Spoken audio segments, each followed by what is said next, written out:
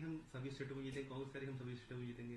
क्या लग रहा है कि आने वाले कुछ टाइम में जो इलेक्शन मोड में जाने वाला है देश, किस तरह देखेंगे? जुड़ेगा भारत, जीतेगा इंडिया। पांचों राज्य चुनावों में जो भी आंकड़े आ रहे हैं, जो भी आंकलन हो रहा है, जो भी सर्वेस दिख रहे हैं, दो मैं सर्वेस पे विश्वास नहीं करती हूँ, पर वो एक इंडिकेटर होते हैं कि किस दिशा में जनता जा रही है। और जो वोकल होकर बता रहे हैं कि वो सरकार जहां जहां भारतीय जनता पार्टी है उनको सत्ता से निकालेंगे। राजस्थान में इतिहास रचने जा रहा है, जहां कांग्रेस फिर से लौट कर आएगी। तो जो राज्य हैं, मैं बस उम्मीद करती हूँ इलेक्शन कमीशन एक free and fair election environment बनाएगी, सेफ इलेक्शन एनवायरनमेंट होगा, लोग ज्यादा से ज्यादा संख्या में भागीदारी लेंगे। खास करके मैं युवाओं और महिलाओं से कहूंगी कि बड़ी संख्या में आकर आप अपना वोट दर्ज कराएं, क्योंकि ये इम्पोर्टेंट है। आने वाले समय में जो सरकारें बनेंगी वो आप लोगों के लिए किस तरीके का काम करेंगी वो ध्यान में रखना जरूरी है। और एजेंडा अनुसार काम हो, ना कि जो जुमलेबाजी आप वादे कर दिए जाते हैं फिर वादा खिलाफी होती है ये कहकर के वो तो चुनावी जुमला था, उन चीजों पे ना अटक जाए। मेरे को आम आदमी पार्टी वही कह रही है कि वो 3 स्टेट में पूरे फुल फ्लैश तरीके से सिंगल होकर चुनाव लड़ेंगे।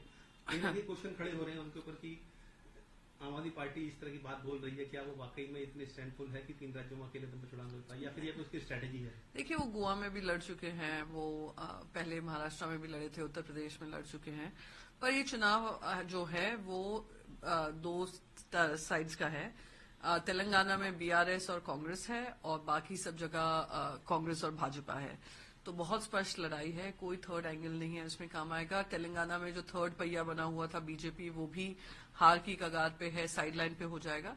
तो ये जो लड़ाई में कौन विजयी होगा वो वहां की जनता तय करेगी। नेशनल प्रेसिडेंट राजीव रंजन सिंह वो कह रहे हैं कि जो कास्ट सेंसस है उसने ओवर पावर कर दिया कमंडल को, पी पॉलिटिक्स को। ये जो पॉलिटिक्स से ज्यादा मैं मानती हूँ कि ये देश में डेटा होना जरूरी है कि कौन किस वर्ग से है और किसको वंचित किया जा रहा है, किनको सोशल वेलफेयर बेनिफिट्स नहीं मिल रहे हैं, किनकी इनकम कम है, किनका रिप्रेजेंटेशन जुडिशरी हो, लेजिस्लेटिव हो, एग्जीक्यूटिव हो, वहां पे भागीदारी कम है।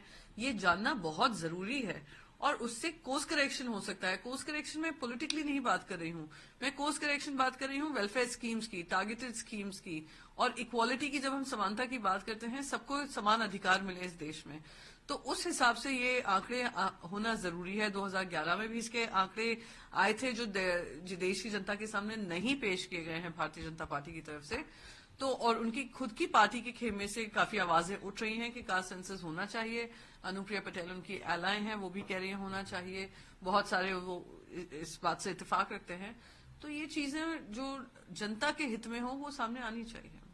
मंत्री भारत सरकार में ये कह रहे हैं कि जो मनमोहन सरकार थी तो वो कहीं ना कहीं एंटी ओबीसी थी और माइनॉरिटीज को पहले उनका राइट देने की बात करती थी क्योंकि नेशनल इंटरेस्ट की बात होती है, लेकिन अब जो है वो सिर्फ मुस्लिम पॉलिटिक्स की बात करते हैं, अपीजमेंट की बात करते हैं कि जबकि उनका अधिकार है, उनको मिलना चाहिए।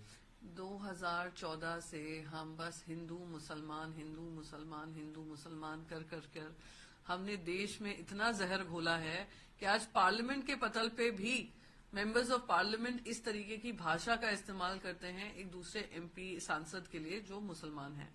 तो मैं इस पे ज्यादा पढ़ना नहीं चाहूंगी। ये भारतीय जनता पार्टी की सोच रही है, उनकी राजनीतिक विचारधारा रही है। राजनीति से प्रेरित होकर इन्होंने ध्रुवीकरण वाली राजनीति फैलाई है, आपस में लोगों को भिड़ाया है। तो जो गंदगी जो दिमाग की होती है उसको